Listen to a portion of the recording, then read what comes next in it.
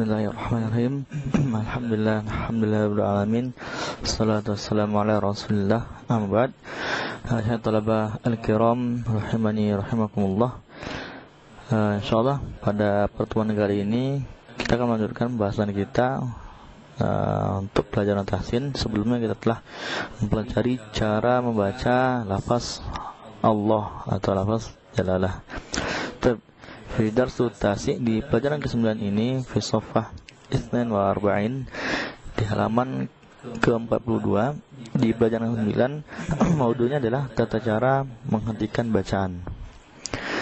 Berhenti di setiap bacaan itu ada beberapa hal yang harus kita ketahui karena ada perbedaan hukum dan juga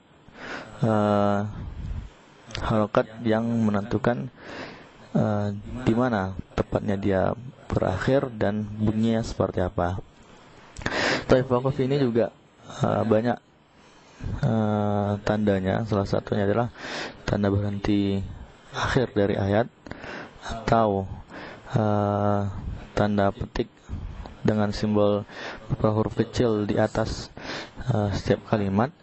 Nah, di situ kita bisa berhenti, atau sifat berhentinya adalah darurat karena nafas kita tidak sampai atau memang pengambilan tadabbur makna kemudian mengulang dari kata sebelumnya. Dan insyaallah yang pertama di sini wakaf yang pertama berhenti pada kalimat yang ujung hurufnya bertanda sukun. Jadi memang ketika berhenti huruf terakhirnya sudah mati. Nah, ini tidak ada perubahan, tetap dia kita baca sukun juga di akhirnya. Contoh di sini, inna ilaina iyabahum. Nah, di kalimat iyabahum inilah akhir dari kalimat yang kita baca. Iyabahum, mimnya mati, maka tetap dibaca mati. Nah, ini banyak contohnya, bisa dibaca dengan guru masing-masing.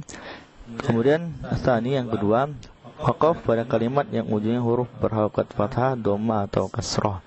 Nah, berhenti pada huruf di akhirnya yang berharokat ini, maka cara membaca adalah disukunkan. Jadi tanda harokat di akhir itu dihapus, tapi tetap hurufnya dibaca. Contoh sini, alladzi 'allama bil qalam. Nah, aslinya bil qalami. Ada kalimat mimnya berkasrah.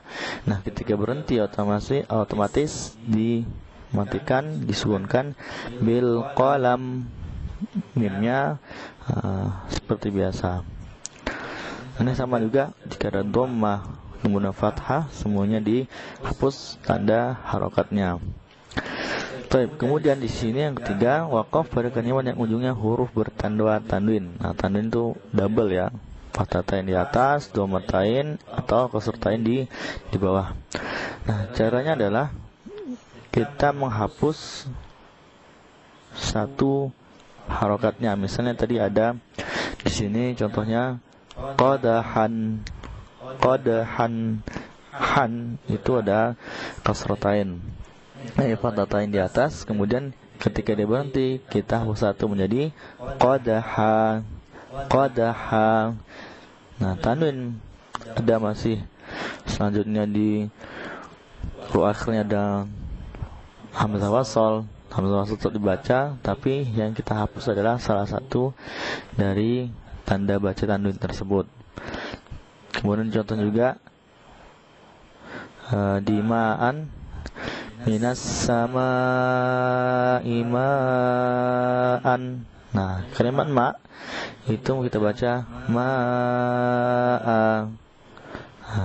Kasrohnya fathatain di atas tetap kita hapus, tetapi hamzah di akhirnya ada harokat. Jadi tambah jadi satu harokat, jadi alifnya menjadi dua harokat. Kemudian, nah di sini kenapa berbeda antara qadahan kemudian tua dengan ma'an, dan juga di sini ada tanda kasrotain di lahabin.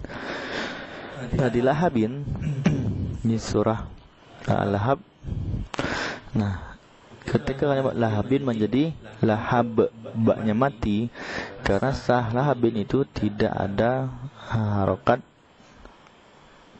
panjang menjadi dua ketukan, makanya di akhirnya tetap lahab, zata lahab, bukan zata lahabin tapi zata lahab.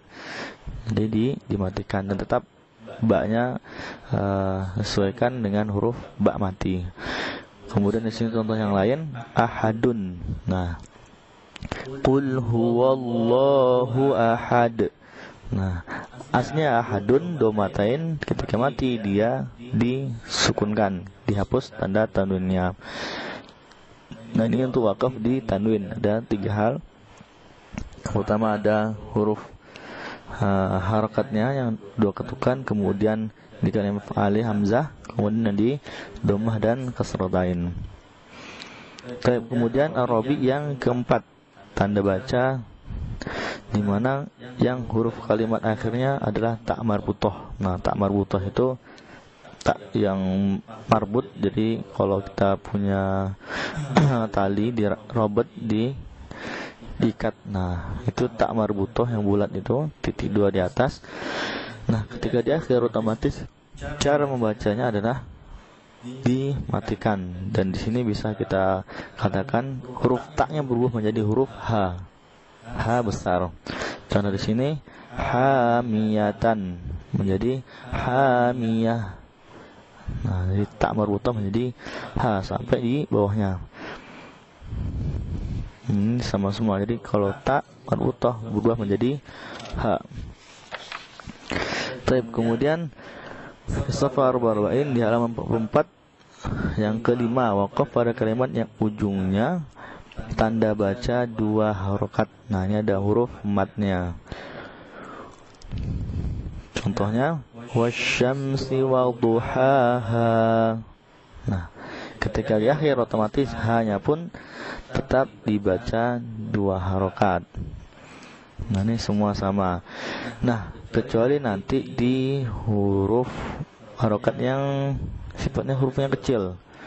Di sini ada contohnya bisuratim mim mithlih. Nah, kenapa hi-nya disukunkan? Kenapa? Sebelumnya mim mithlihi, setelah haknya itu ada tanda mat kecil, ya kecil.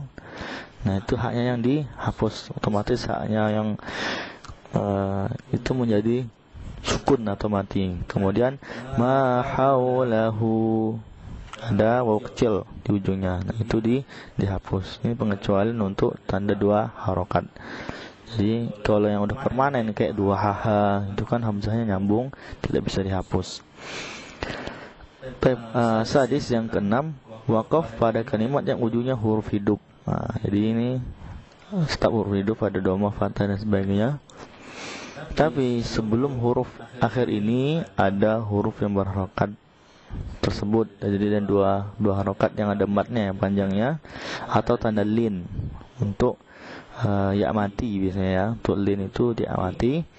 Tanda lin adalah huruf berharokat fathah bertemu dengan ya sukun atau sukun di ya yang mati atau waw mati sebelum huruf akhir. Dan huruf akhir ini berharokat hidup atau huruf vokal. Nah, contohnya sini allamal qur'ana. Nah, qur'ana hamzahnya ada mat, hamzah wasal, kemudian baru huruf nun, nunnya pun berharokat. Nah, cara bacanya adalah nun yang tadi dimatikan, an atau hamzahnya ini tepat dibaca 2 harokat. Ini biasanya bisa 2 harokat, bisa 4, bisa 6, tergantung nanti kemampuan peserta didik. Jadi dipanjangkan 4 atau 6 lebih bagus. Ini di akhir kalimat. Contoh juga la tarawunnal jahima. Nah, hima tidak ada ya mati, kemudian ada mim. Nah, mimnya ini yang berharokat fathah menjadi sukun di sebelum akhir, tapi himnya menjadi panjang.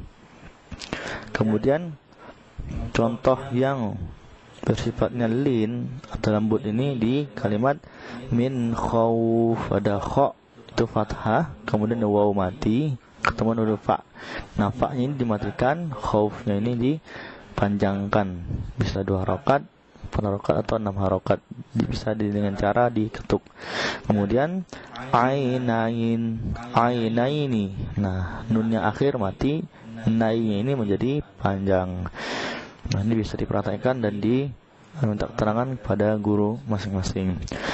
As-sabi' yang ketujuh adalah wakaf pada kalimat yang ujungnya huruf hidup atau harakat didahului oleh huruf sukun. Nah, tadi ada dengan 2 harokat, ini didahului oleh huruf sukun, huruf mati. Contohnya ada wal asri. Nah, ri-nya ini sudah akhir. Kemudian sodnya ini mati. Nah, ini yang sukun. Otomatis 2 huruf terakhir ini dibaca mati. Sod dan rodnya menjadi mati. Jadi bacanya wal asr. Ingat, ketika sukun, huruf itu tidak hilang sama sekali, tapi ada dibaca, walaupun biasanya disebut setengahnya atau sepertiganya, itu tetap dibaca. Kemudian iza yasri. Nah, iza yasri, sa-nya itu sukun, kemudian dari. Nah, ini dimatikan. Iza yasr. Nah, ini harus diperhatikan kepada guru dan jangan sampai hilang. Biasanya ada suruh al-fajar, misal wal fajr. Kalau anak yang belum terlalu memahami, roknya bisa hilang. Nah, ini kurang tepat. Biasanya al-asr juga. Tapi kemudian as-samin, ini wakaf atau berhenti pada kalimat yang bunyinya bertasydid. Nah, jadi huruf akhirnya itu bertasydid. Nah, cara bacanya apa? Tetap ditahan karena tasydid itu kuat, tidak bisa hilang atau dihapuskan. Kemudian contoh di sini babilun fatalun. Nah, otomatis kita matikan, sukunkan fatal. Huruf lam yang di berakhir bertasydid itu tidak dihilangkan tasydidnya, tapi harokatnya saja yang menjadi sukun, tetap dibaca sama semuanya. Apalagi misal di sini contohnya ada di surah Al-Hab, watabba. Ba-nya itu bertasydid, otomatis kita tetap ditahan, ba-nya yang kita matikan. Watab.